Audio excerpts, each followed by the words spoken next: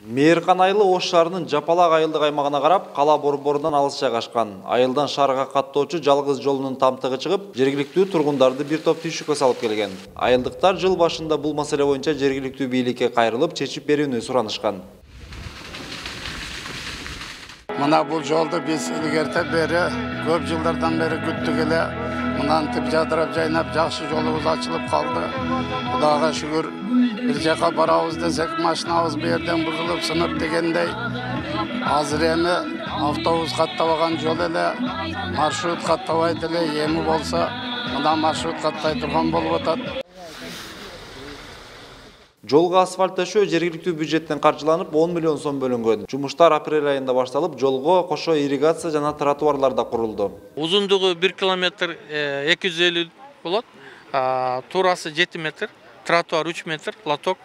Ошону менен өзүңөргө жалпы 7, 3, 10, 11 метр, 12 метр жолдун эмеси эсептелинет. Биз дайыма бир гана негизги жол эмес, ал биз лотокту дагы тротуарды кошо туурасы менен эсептейбиз. Ошондо 12 метр жолго эме түштү. Мейирхан айылы СССР мезгилинде түптөлгөн. Алгач малчылар жашаган аймак болуп, кийин айыл макамы берилген. Андан бери тургундарда бир топ көйгөйлөр жаралып, чечилбей келген. Алардын бири таза суу маселеси. Бул көйгөй да чечилет дейт кала мэри. Бұл эми ушул айылда көптөгөн көйгөйлөр бар. Мына өзүңүздөр көрүп болгондой таза суу маселеси дагы турат, чоң көйгөй болуп. Буну дагы ушу мамлекет тарабынан быйыл акчасы бөлүнүп берип, алгачкы иштери башталды. 6000 кубтук ушул суу кампасынын курулушун көрөбүз. Эми мына дагы мамлекет тарабынан бөлүнө турган акчалар бар.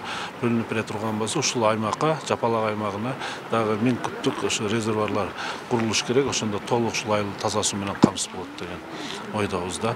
Мейирхан айылы жайгашкан Жапалак айыл аймагындагы көйгөйлөрдү чечүү аракеттери жүрүүдө. Алсак, былтыркы жылы 2 ФАП курулса, быйыл бала бакчанын курулушу жүрүүдө. Эрмек Муратбек уулу, Мунарбек Арзыбек уулу, Пирамида, Ош.